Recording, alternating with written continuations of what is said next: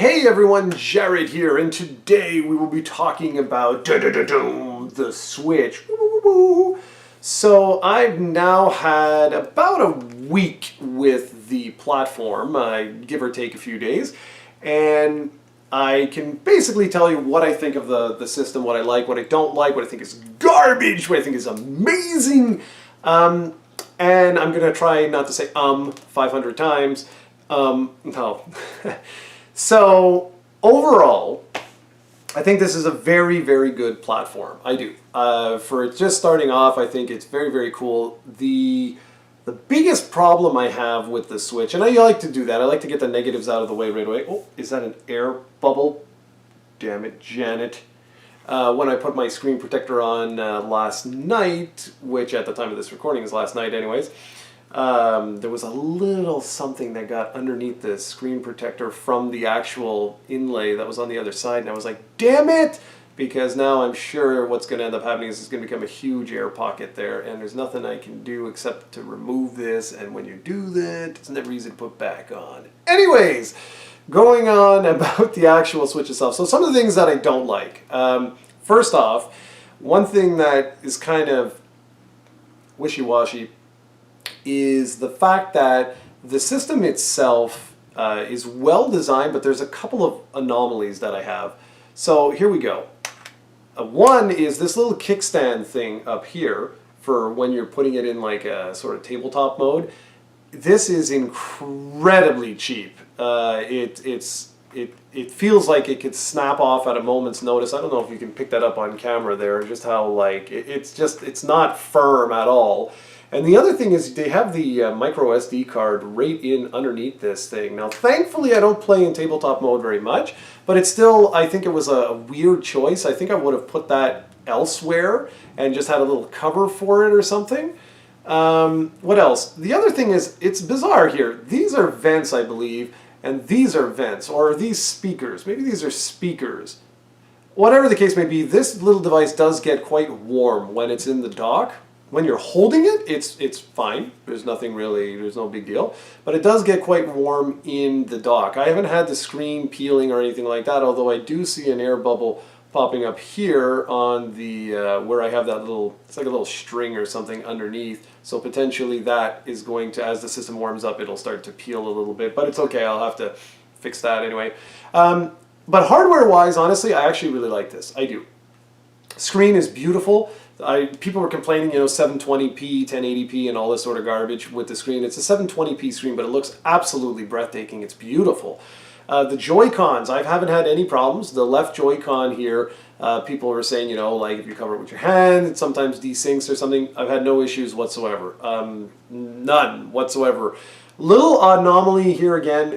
This little minus button up here is a little bit cumbersome in terms of pressing. Because if you're holding the analog stick here like this, it can be a little bit awkward to hit that button.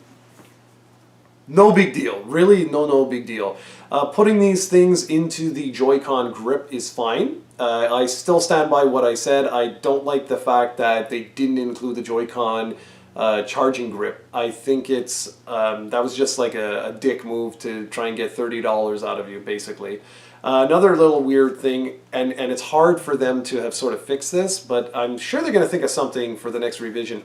The USB-C charging port is on the bottom here, and I get that. For the dock purposes, you slide it in, right? And so obviously it's going to charge. However, if you're playing in tabletop mode, you can't play for an extended period of time because you have no way of charging the device because this is how it sits. You know what I mean?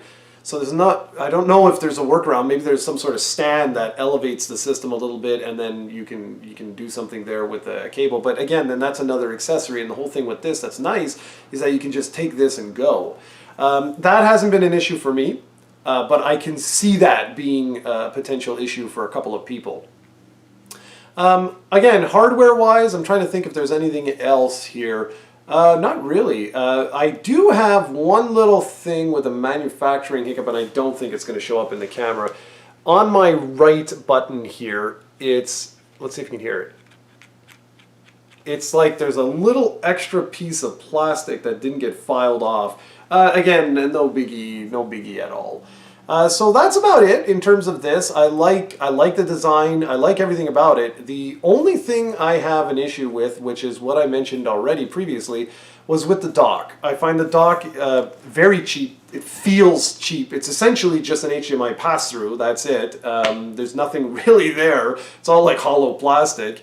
Also, the fact that on the 4 points that hold this thing in place, it is a little loose, and I get that. Of course, they don't want it to be super snug so that you can damage the system. That being said, with the 4 pieces of plastic, it can very, very easily scratch your system if you're not careful. If you go, say, what I do is I always tilt her back a little bit so that the front of the platform isn't rubbing as I take it out. This could have all been easily avoided with 4 little pieces of felt on the inside of those 4 points, and I mentioned that during the unboxing. Not quite sure why Nintendo didn't do that. It would have cost the company virtually nothing, and I don't see how they didn't think of that, because already you can start to see that you won't see it here because I have a nice screen protector, but I could see it on the plastic from the very first day that I had it there, that it was rubbing. There was no scratching or anything like that, but you could clearly see that it had started to rub a little bit. So that's that. For hardware, I think it's really, really nice, man. I really like this. I truly, truly like this. I spent all last night playing The Legend of Zelda on this, and the battery life was great. It all depends on the game you're playing, and it all depends on the brightness of the screen. I played for what, maybe like 2 hours and something, and the battery life, I have to see if I can change it to actual percentages, but it was, I'm sure I can, but it was just the battery icon, and I don't even think it was about halfway. Maybe halfway, maybe a little bit like less or more, plus or minus, like maybe say 5%, which is great. I mean, that's fantastic. If I do go somewhere, which I'm supposed to in the very near future, I'm probably going to pick up a battery pack so that I could charge this while I'm playing for some of the longer trips. And I know that you have to pick up a specific battery pack, which if I do pick one up, I'll do a video to make sure that you all pick up the right one, because right now I haven't done any research, but I have an idea because it goes with the, I'm just trying to see if there was anything. Yeah, it's something to do with the amperage or something. See, 15 volts, 2.6 amps. It's something to do with that. And I hear that there's a good Razer battery pack that's coming up soon that apparently is going to do a super quick charge for this. So that's cool. And speaking of super quick charge, it really does charge super, super quick. I actually leave this all the time like this. I never remove the Joy-Cons anymore, unless like someone's coming over to the house, because I use this. I use the Pro Controller for all the console sort of stuff. And what's really cool is I told you guys that I had issues with the wireless, and that was true. It is. It's funny though, because like this, it's all good. Okay? Like when I remove this from the dock, it takes about maybe 20 seconds, something like that, 15 seconds for it to register my Wi-Fi source, and then it's beep beep, and we're back online wirelessly. When I plug it into my dock, I have it wired, and then I just go and I use this and hit the home button, and boom, we're right back in business. So I think that's really, really cool, and that works perfectly for me. I mean, removing the Joy-Cons, putting them in the grip and stuff like that, if that's the way you want to go, I mean, go for it, power to you. It's just, for me, I find this, it's more comfortable, you know? Like, I like playing like this while I'm at home, while I'm sitting like on the sofa and stuff like that. So I like that. That works perfectly for me, and I'm going to keep doing that. But software, are basically the operating system. Very clean. I like the fact that you have a white and black sort of interface that you can switch between if you prefer one over the other. But it's very basic. The overall interface is extremely, extremely basic. It feels sort of like, almost like the Dreamcast did back in the day, where it's like, this is a gaming platform first and foremost. The only thing that sort of counters that is the fact that there are so many limiting friend abilities or interaction, multiplayer interaction abilities.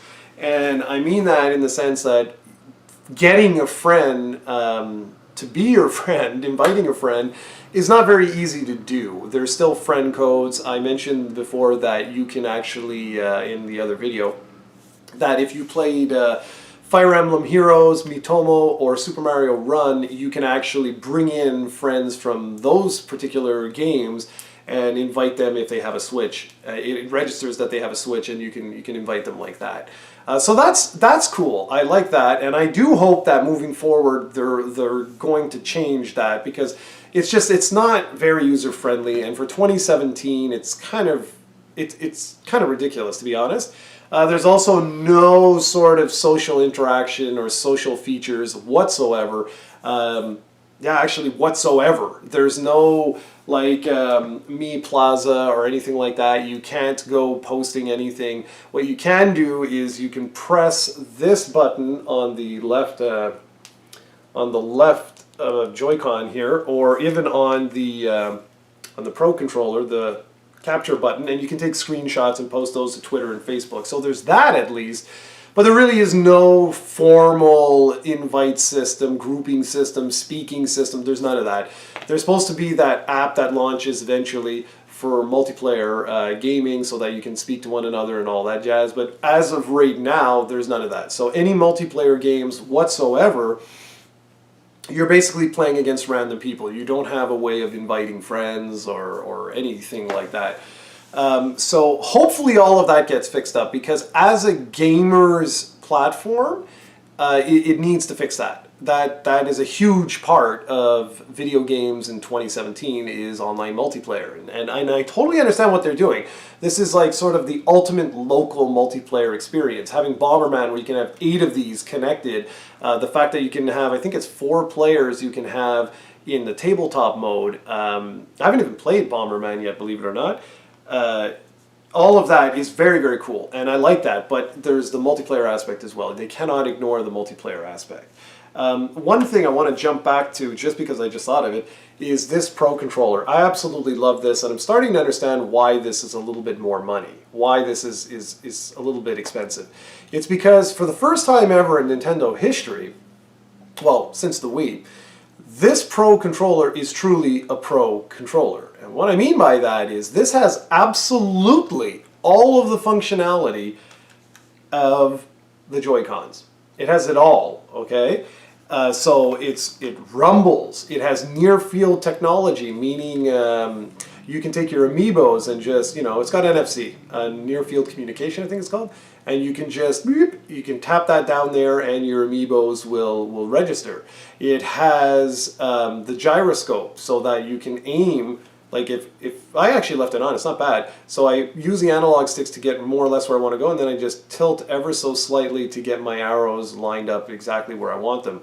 So that's cool. This actually, for the first time, this feels like a real Pro controller. It's got good weight to it. I really, truly like this, and I really recommend that if you're going to get a Switch, pick one of these up, because I mean, you don't need it, you don't, but I really love being able to just slide this in the dock, leaving the Joy-Cons attached so they're always getting charged and stuff, and then using this while I'm gaming on the TV. And then whenever I want to leave, I don't have to slide these things in or anything like that. I simply lift this up off the dock and boom, I'm good to go. But I mean, that's to each his own. I really like this, and having a D-pad is an absolute must for games like Bomberman that I want to play, or whatever else comes out down the road, especially virtual console games. And I think for the future, I think this has a very bright future ahead of itself in the digital realm. I think things like the virtual console could be a massive success, because now you quite literally can take your games anywhere. So it's sort of like having the Wii U and the 3DS, which is on my desk, combined, like you get the best of both worlds. What I loved with the virtual console, was that I could sit on the sofa, the TV's off, and I could play The Legend of Zelda: A Link to the Past, for example. But with this, I can be going to Boston from Montreal and be playing The Legend of Zelda: A Link to the Past on this. I could do that theoretically with my 3DS, although I don't remember if that game's actually on it, probably. But more than that, let's say I'm playing A Link to the Past, and then, you know what, no, I want to play Breath of the Wild, click the home buttons, and make sure I save my game, of course, and then it's suspended, boop, boop, go into Breath of the Wild, and boom, I'm playing a modern day game. That's sick. And I think the potential for this is absolutely phenomenal.